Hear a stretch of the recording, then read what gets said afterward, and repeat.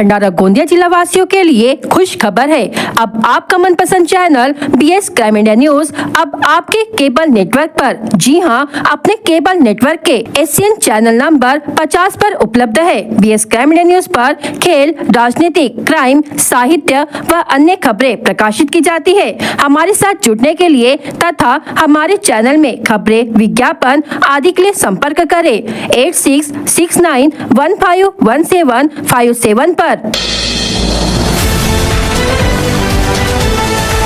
तुमसर कृषि उपज मंडी में हमाल मजदूरों का बेमियादी काम बंद आंदोलन।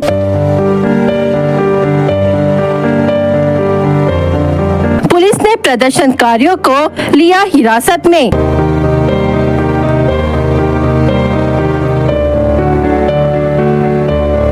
जिलाधिकारी ने बुलाई आपात बैठक।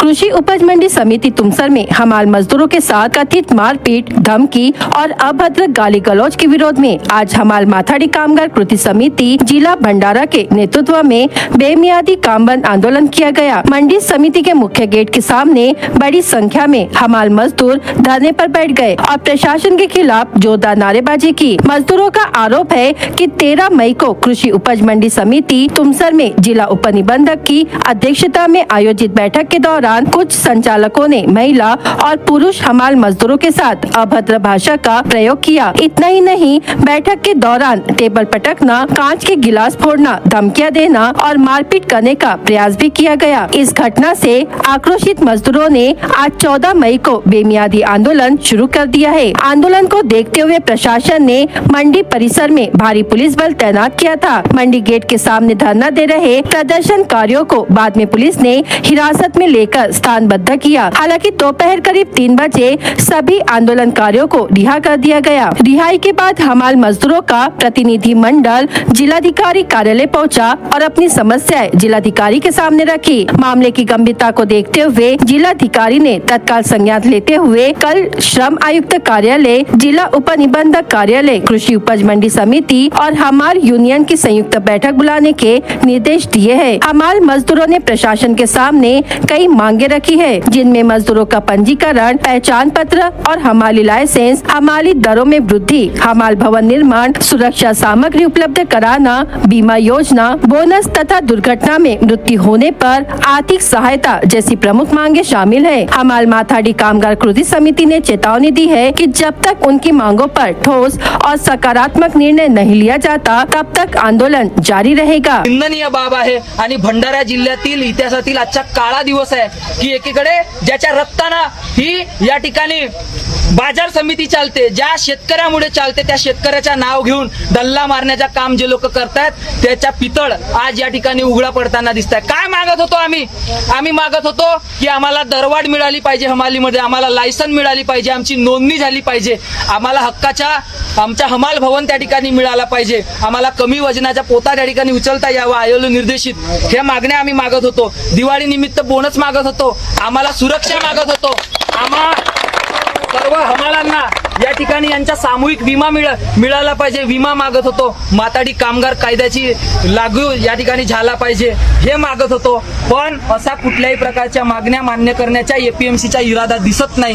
इथून पुढे आमचे जे काही नेते मंडळी आहेत, वरिष्ठ आमचे जे काही कमिटीचे लोक आहेत, आम्ही इथून निर्णायक भूमिका घेणार आहोत आणि या निमित्तानं या बाजार मंडीवर जे काही प्रभाव पडेल याला इथले पूर्ण संचालक मंडळ हे जबाबदार राहतील, सभापती जबाबदार राहतील।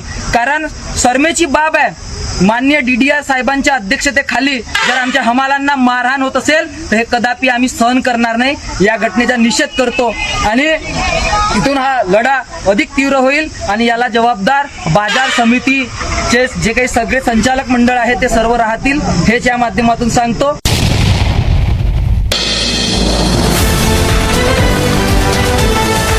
महाराष्ट्र शासन के जल संसाधन विभाग ने पदोन्नति आदेश जारी करते हुए अधीक्षक अभियंता अजय दाभाड़े को गोसेखुर्द परियोजना का मुख्य अभियंता नियुक्त किया है। इसके साथ ही उन्हें महत्वाकांक्षी वैनगंगा नलगंगा नदी जोड़ परियोजना की अतिरिक्त जिम्मेदारी भी सौंपी गई है। अजय दाभाड़े इससे पहले नांदेड़ सिंचाई विभाग में अधीक्षक अभियंता के पद पर कार्यरत थे, जहां उन्होंने उल्लेखनीय कार्य किया। सिंचन क्षेत्र में तकनीकी और प्रशासनिक कार्यों का उन्हें व्यापक अनुभव है तथा उन्होंने कई बड़े प्रकल्पों की जिम्मेदारियां सफलतापूर्वक निभाई है। हाल ही में उन्होंने नागपुर स्थित सिंचन भवन कार्यालय में पदभार ग्रहण किया है। उनके इस नियुक्ति से जिले के सिंचन परियोजनाओं को नई गति मिलेगी और किसानों को दीर्घकालीन लाभ मिलने की उम्मीद जताई जा रही है।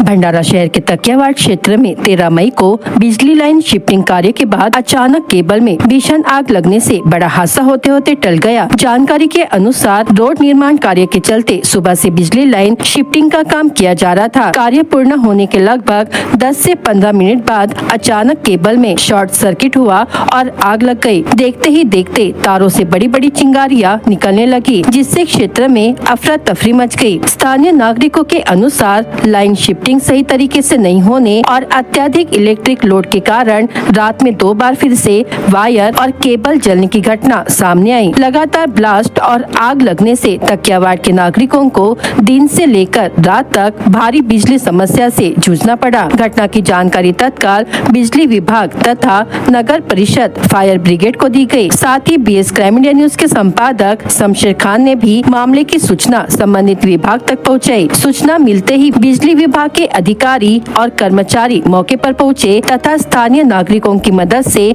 जल रही केबल और वायर को सुरक्षित तरीके से अलग कर स्थिति पर नियंत्रण पाया। इसके बाद अस्थायी रूप से बिजली आपूर्ति शुरू की गई, लेकिन कुछ घंटों बाद तकिया दरगाह के सामने फिर अचानक वायर में जोरदार ब्लास्ट हुआ और आग लग गई। तारों से निकल रही चिंगारियों के कारण एक बार फिर इलाके में भय का माहौल बन गया। इसके बाद बिजली विभाग, नगर परिषद, फायर ब्रिगेड और नागरिकों ने मिलकर आग पर काबू पाया। देर रात तक लगभग 2 से 3 घंटे लगातार मरम्मत कार्य चलाया गया, जिसके बाद बिजली आपूर्ति बहाल हो सकी। बिजली आने के बाद नागरिकों ने राहत की सांस ली। अगले दिन सुबह 6 बजे से दोबारा पोल पर लाइन शिफ्टिंग और दुरुस्ती का कार्य शुरू किया गया। बिजली विभाग के अधिकारियों और कर्मचारियों ने लगातार मेहनत कर सुबह लगभग 11 बजे तक बिजली लोड को व्यवस्थित रूप से चालू किया, जिससे तकियावाड़ के रहवासियों को बड़ी राहत मिली। इस पूरी घटना के बाद नागरिकों में कई सवाल उठ रहे हैं। लोगों का कहना है कि भंडारा शहर में गर्मी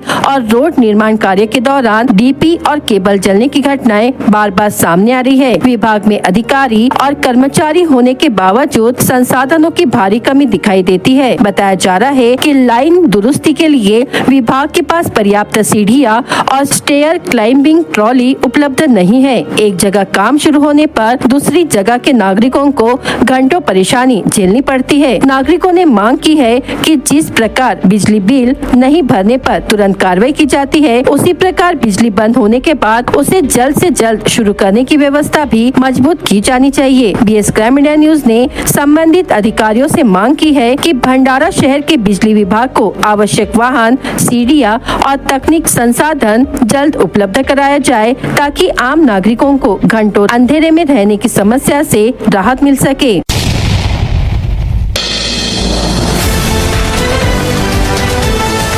तिरोड़ा पुलिस थाना अंतर्गत सड़क पर वाहन को कट मारने को लेकर हुआ विवाद कुछ देर में बड़ी घटना में बदल गया और एक BSF जवान ने सीधे अपनी पिस्तौल निकालकर सड़क पर गोली चला दी, जिससे सीमेंट की सड़क का एक टुकड़ा एक व्यक्ति के मुंह में लगा। घटना से शहर में कुछ समय के लिए हड़कंप मच गया। आरोपी BSF जवान का नाम ग्राम गोरानी, तहसील सतना, जिला नासिक निवासी भूषण नंदन देसले, उम्र 36 वर्ष बताया गया है। वह फिलहाल अवकाश पर गोंदिया जिले में अपने रिश्तेदार के यहां आने की जानकारी मिली है। मिली जानकारी के अनुसार 12 मई की रात आरोपी जवान का वीर सावरकरवाड़ तिरोड़ा निवासी फिरियादी स्वानंद अरविंद उपाधि उम्र 50 वर्ष के साथ वाहन को कट मारने को लेकर मामूली विवाद हुआ था, लेकिन देखते ही देखते वहां वातावरण तनावपूर्ण बन गया। गुस्से में आकर जवान ने अपने वाहन की डिक्की से पिस्तौल बाहर निकाली और दहशत निर्माण करने के उद्देश्य से रोड पर एक राउंड फायर किया, जिससे सीमेंट रोड का टुकड़ा उछलकर लेकर व्यक्ति के गाल पर लगा, जिससे वह जख्मी हो गया। नागरिकों ने उसे तत्काल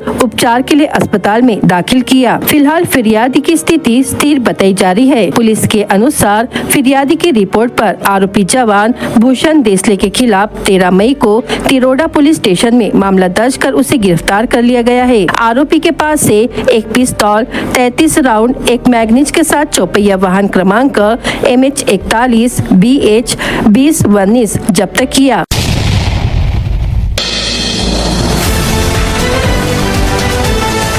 ओबीसी समाज की जातिवार जनगणना कराई जाए तथा अनुसूचित जातियों का उपवर्गीकरण न किया जाए, इन मांगों को लेकर बहुजन समाज पार्टी की ओर से 26 मई को गोंदिया जिले में आक्रोश मोर्चा निकाला जाएगा। इस मोर्चे में बड़ी संख्या में ओबीसी समाज और बहुजन समाज के लोगों से शामिल होने की अपील बसपा पदाधिकारियों ने पत्रकार परिषद के माध्यम से की है। 26 तारीख को जो है, ये आने वाली 26 तारीख को, 26 मई को बहुजन समाज पार्टी से की तरफ से हमने गोंदिया जिले में धरना आंदोलन रखा है और 2 मुद्दे हैं, एक ओबीसी के जनगणना को लेकर और दूसरा जो है एससी में, मतलब कास्ट में वर्गीकरण को लेकर। जहां तक ओबीसी का मुद्दा है, इस देश में ओबीसी के साथ हजारों साल तो मनुवादियों ने जो क्या बोलते गुलामी की समझ में आता है, गुलाम भारत में, लेकिन आज़ाद भारत में भी आज़ादी के इतने वर्षों बाद भी जो संविधान की जो आत्मा है, मूल आत्मा है कि जिसकी जितनी संख्या भारी उसकी उतनी भागीदारी, तो आज भी जो है हमको बताया गया, ओबीसी भाइयों को बताया गया कि भाई तुम्हारा डाटा नहीं है, जबकि डाटा 1932 में ही तभी डाटा आ गया था। 52% जो हम बोलते हैं वो पहले से डाटा था, लेकिन चलो फिर भी हमको आज तक बेवकूफ़ बनाया गया और इसके चलते माननीय कांसीराम साहब ने बीएसपी बनाई, पूरे देश में मंडल आयोग का माहौल हुआ और ये 27% पहली बार आरक्षण मिला, उसमें भी क्रिमिनल लगा दिया। तो ये 52% बनाने की जगह वो 27 भी लोगों को नहीं मिलना चाहिए, उसके लिए ये सतत प्रयासरत सरकार है। तो इसके खिलाफ, क्योंकि सरकार से हमारा कहना है कि भैया अभी तक आपने बताया कि डाटा नहीं है इसलिए हमने बाटा नहीं दिए, तो अभी तो आप जब जनगणना हो रही तो आप ओबीसी का कॉलम क्यों हटा रहे? कि जब संविधान ने एससी एसटी ओबीसी जो जैसा वर्ग बनाया, एससी एसटी ओबीसी, यानी आप उनको ओबीसी को कॉलम नहीं रख के आप फिर शूद्र बना रहे हैं उनको। जैसा संविधान आज़ादी के पहले शूद्र कहा जाता था ओबीसी को, शूद्र, तो फिर इसका मतलब ये कि अगर आप इसमें डाटा नहीं कर रहे, मुझे आप फिर शूद्र मान रहे हैं इनको, या और शूद्र को अधिकार, जो मनुस्मृति में शूद्र को कोई अधिकार नहीं लिखा है। तो कुल मिला के जो है ये ओबीसी के हक अधिकार छीनने के लिए और एससी एसटी ओबीसी में वर्गीकरण करके उसी वर्गों में झगड़ा लगाने का ये जो षड्यंत्र है, ये तोड़ो और राज करो। हम बदनाम करते अंग्रेजों को, लेकिन सही अंग्रेज हमारे देश में छुपे हैं, तो इसके माध्यम से हम लोग पर्दाफाश करना चाहते हैं और हम ओबीसी भाइयों को भी और सारे एससी एसटी ओबीसी जो बहुजन समाज को हम जागरूक करना चाहते हैं। और हम आपके ये आंदोलन कचहरी ग्राउंड पे है, एसडीओ कार्यालय के सामने, और हम आपके इस चैनल के माध्यम से समस्त एसटी एसटी ओबीसी भाइयों से निवेदन करते हैं कि ये हमारी पार्टी की लड़ाई नहीं है, क्योंकि हमारी पार्टी किसी को आमदार, खासदार, एमएलए, पीएम, सीएम बनाने नहीं पैदा हुई, तो बहुजन समाज को उनके संवैधानिक हक अधिकार दिलाने के लिए पैदा हुई। तो ये आपकी भी ड्यूटी बनती है कि इस आंदोलन में आप ज़्यादा से ज़्यादा शरीक हो और आने वाले अपने ही बाल बच्चों का भविष्य सुनिश्चित करें।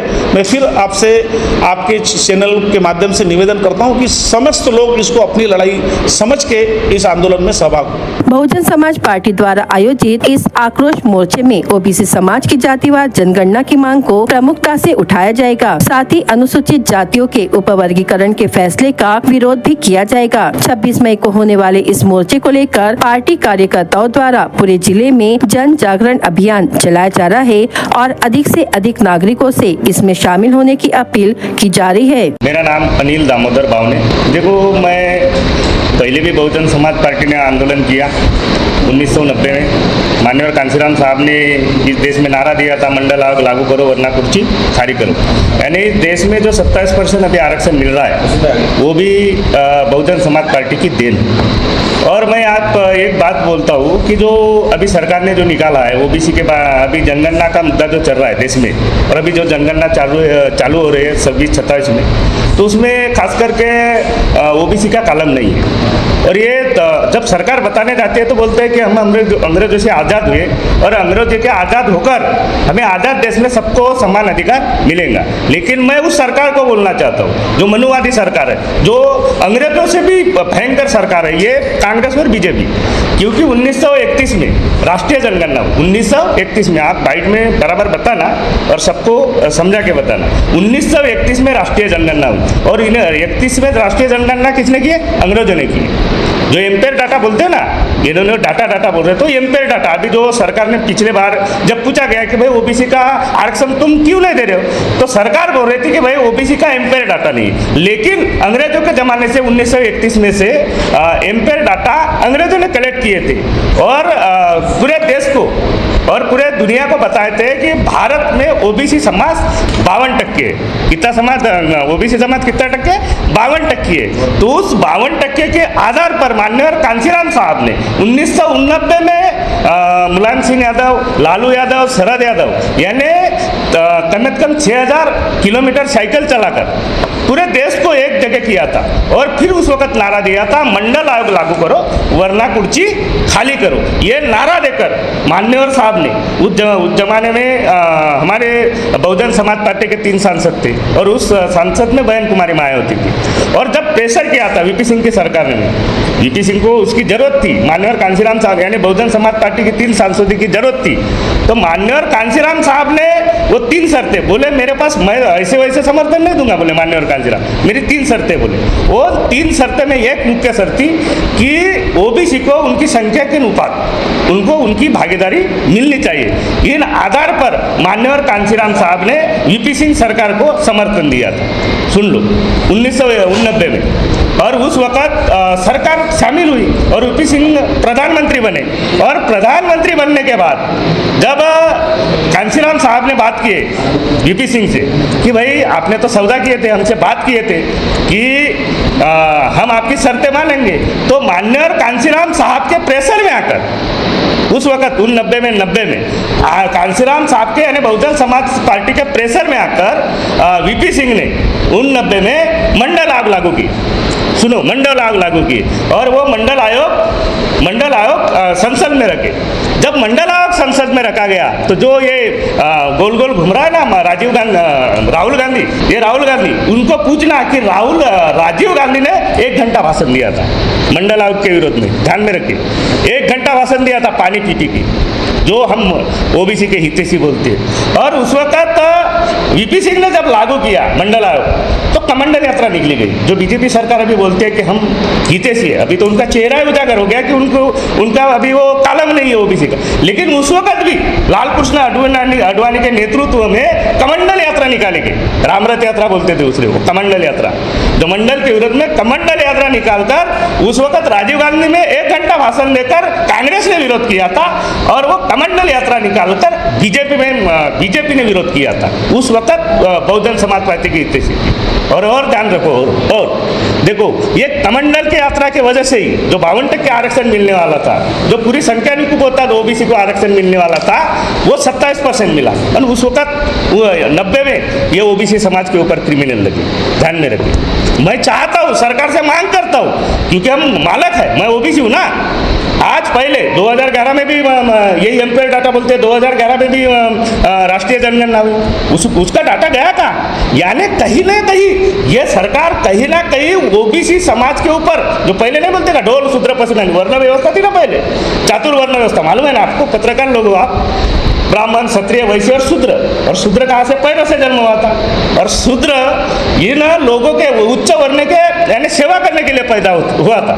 तो ये सोचते अभी कि इनका अगर एम्पेयर डाटा इनको मिला और संख्या के अनुपात अगर इनकी राष्ट्रीय जनगणना हुई है ना, खास करके अगर ये 60% हुए, 55% हुए, तो उनको उनका हाथी, फिर नहीं क्या हाथी बोलते हैं, हाथी जैसा बल इनको मालूम हो जाएगा।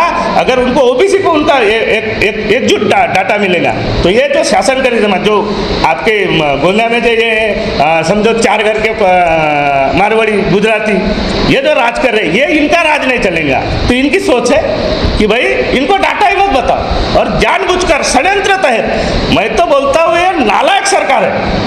ये जो नालायक सरकार है, जो खास करके ओबीसी समाज का डाटा नहीं रखा यानी कॉलम नहीं रखा।